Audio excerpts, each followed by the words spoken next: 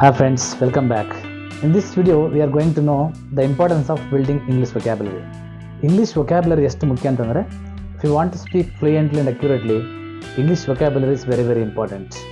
Learning just a few new words each day can significantly improve your English language skills. ನಮ್ಮ English ಕಲಿಕೆಯಲ್ಲಿ ದಿನನಿತ್ಯ ನಾವು ಕೆಲವು ವರ್ಡ್ಸನ್ನು ಕಲಿತಾ ಹೋದರೆ ನಮ್ಮ ಇಂಗ್ಲೀಷ್ ಲ್ಯಾಂಗ್ವೇಜಲ್ಲಿ ತುಂಬ ಒಂದು ಮಹತ್ತರವಾದ ಒಂದು ಇಂಪ್ರೂವ್ಮೆಂಟನ್ನು ಮಾಡ್ಕೋಬೋದು. For an effective communication, a strong English vocabulary is essential for clear and effective communication. ಒಂದು ಸ್ಪಷ್ಟವಾದ ಮತ್ತು ಪರಿಣಾಮಕಾರಿಯಾದಂಥ ಒಂದು ಇಂಗ್ಲೀಷ್ ಕಮ್ಯುನಿಕೇಷನ್ ಮಾಡ್ಬೇಕಂತಂದರೆ ಸ್ಟ್ರಾಂಗ್ ವೊಕ್ಯಾಬ್ಯುಲರಿ ಭಾಳ important. For A clear and effective communication ನಮಗೆ ಕೆಲವೊಂದು ಭಾಳ ಇಂಪಾರ್ಟೆಂಟ್ ಕೆಲವು ವರ್ಡ್ಸ್ಗಳು ಅಗತ್ಯ ಇದೆ. ಡೈಲಿ ನಾವು ಕೆಲವು ವರ್ಡ್ಸ್ನ ಕಲಿತಾ ಹೋದರೆ we can make a big change in our language development.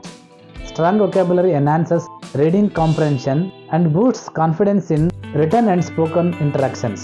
Moreover, a rich vocabulary is key to academic and professional success. ಶೈಕ್ಷಣಿಕವಾಗಿರ್ಬೋದು ಅಥವಾ ನಮ್ಮ ಪ್ರೊಫೆಷ್ನಲ್ ಫೀಲ್ಡಲ್ಲಿ ಇರ್ಬೋದು, ಸಕ್ಸಸ್ ಕಾಣಬೇಕಂದ್ರೆ ನಮಗೆ ವೊಕ್ಯಾಬ್ಯುಲರಿ ಭಾಳ ಮುಖ್ಯ. Because as it opens up more opportunities for learning and career growth. Come let's learn 5 important words in today's class. ಇವತ್ತಿನ ಕ್ಲಾಸಲ್ಲಿ ನಾವು ಒಂದು 5 ಇಂಪಾರ್ಟೆಂಟ್ ವರ್ಡ್ಸ್ನ ಕಲಿಯೋಣ. ಆ ವರ್ಡ್ಸನ್ನ ಮೀನಿಂಗ್ ಮತ್ತು ಯೂಸೇಜ್ ಮತ್ತು ಅವುಗಳ ಪ್ರೊನೌನ್ಸಿಯೇಷನ್ ಹೇಗಿರುತ್ತೆ. In this video we can learn 5 new words every day. See the first word aesthetic. Aesthetic. See the phonetic transcription. Aesthetic. The pronunciation of this word is aesthetic. The meaning of this word is concerned with beauty or appreciation of beauty. ಕನ್ನಡದಲ್ಲಿ aesthetic means ಸೌಂದರ್ಯ ಪ್ರಜ್ಞೆ.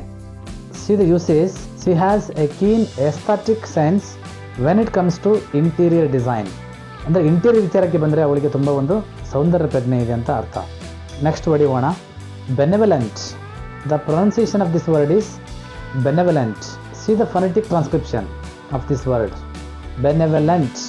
The meaning of this word is kind hearted.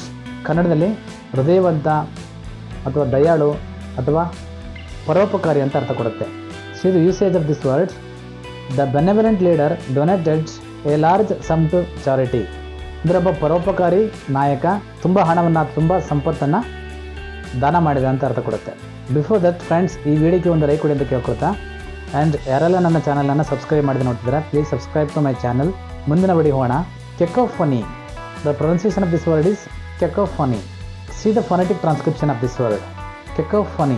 The meaning of this word is a loud, harsh, disagreeing mixture of sounds. In Kannada, ಅಪಸ್ವರ ಅಥವಾ ಕರ್ಕಶ ಶಬ್ದ ಅಂತ ಕರಿತೀವಿ. It's A mixer of different sounds which cannot be agreeable. ಯಾರಿಗೂ ಇಷ್ಟವಾಗದಂತಹ ಒಂದು ಕರ್ಕಶ ಶಬ್ದ ಅಥವಾ ಒಂದು ಅಪಸ್ವರಕ್ಕೆ ನಾವೆಂತ ಕರಿತೀವಿ cacophony. See the usage of this word. The streets were filled with the cacophony of car horns. ರಸ್ತೆಗಳು ಕಾರಿನ ಹಾರ್ನ್ಗಳ ಒಂದು ಕರ್ಕಶ ಧ್ವನಿಗಳಿಂದ ತುಂಬಿತ್ತು ಅಂತ ಅರ್ಥ ಕೊಡುತ್ತೆ. Come to the next one. ಡೆಬಿಲಿಟೇಟ್.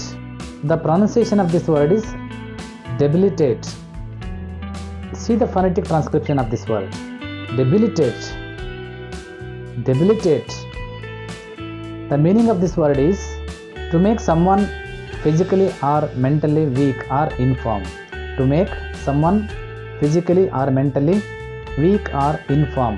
ಒಬ್ಬ ವ್ಯಕ್ತಿ ಮಾನಸಿಕವಾಗಿ ಮತ್ತು ದೈಹಿಕವಾಗಿ ತುಂಬ ವೀಕ್ ಆಗಲಿಕ್ಕೆ ಕಾರಣವಾದಂಥದ್ದನ್ನು ನಾವು ಡೆಬಿಲಿಟೇಟ್ ಅಂತ ಕರಿತೀವಿ. See the usage. The disease will debilitate him if not treated properly. ಒಂದು ವೇಳೆ ಅವನಿಗೆ ಸರಿಯಾಗಿ ಪ್ರಾಪರ್ ಟ್ರೀಟ್ಮೆಂಟ್ ಕೊಟ್ಟಿಲ್ಲ ಅಂದರೆ ಆ ಕಾಯಿಲೆ ಅವನನ್ನು ಫಿಸಿಕಲಿ ಮತ್ತು ಮೆಂಟಲಿ ವೀಕ್ ಮಾಡುತ್ತೆ ಅಂತ ಅರ್ಥ. Friends, come to the last word. Ebullient. The pronunciation of this word is ebullient. See the phonetic transcription of this word.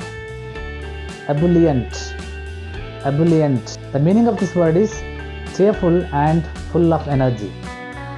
The meaning of this word in Kannada is ಹುಮ್ಮಸ್ಸು ಉಕ್ಕುವ ಅಥವಾ ಹುರುಪಿನ ಅಥವಾ ಉತ್ಸಾಹಭರಿತ ಅಂತ ಅರ್ಥ ಕೊಡುತ್ತೆ. See the usage of this word. Her ebullient personality made her popular among her peers. ಅವಳ ಒಂದು ಉತ್ಸಾಹಭರಿತ ಒಂದು ಸ್ವಭಾವ ಅವಳ ಜೊತೆಗಾರರ ಗುಂಪಿನಲ್ಲಿ ಅವಳನ್ನು ತುಂಬ ಪಾಪ್ಯುಲರ್ನಾಗಿ ಮಾಡ್ತು. ಪಿಯರ್ ಗ್ರೂಪ್ ಅಂತಂದರೆ ಸಮಾನ ವಯಸ್ಸಿನ ಫ್ರೆಂಡ್ಸ್ ಏನಂತ ಕರಿತೀವಿ, ಪಿಯರ್ ಅಂತ ಕರಿತೀವಿ. ಆ ಪಿಯರ್ ಗ್ರೂಪಲ್ಲಿ ಅವಳನ್ನು ಪಾಪ್ಯುಲರ್ ಆಗಿ ಮಾಡಲಿಕ್ಕೆ ಅವಳ ಒಂದು ಉತ್ಸಾಹಭರಿತವಾದ ಅಥವಾ ಹುಮ್ಮಸ್ಸಿನಿಂದ ಕೂಡಿದ ಒಂದು ಸ್ವಭಾವ ಕಾರಣ ಆಯಿತು ಅಂತ ಅರ್ಥ ಕೊಡುತ್ತೆ.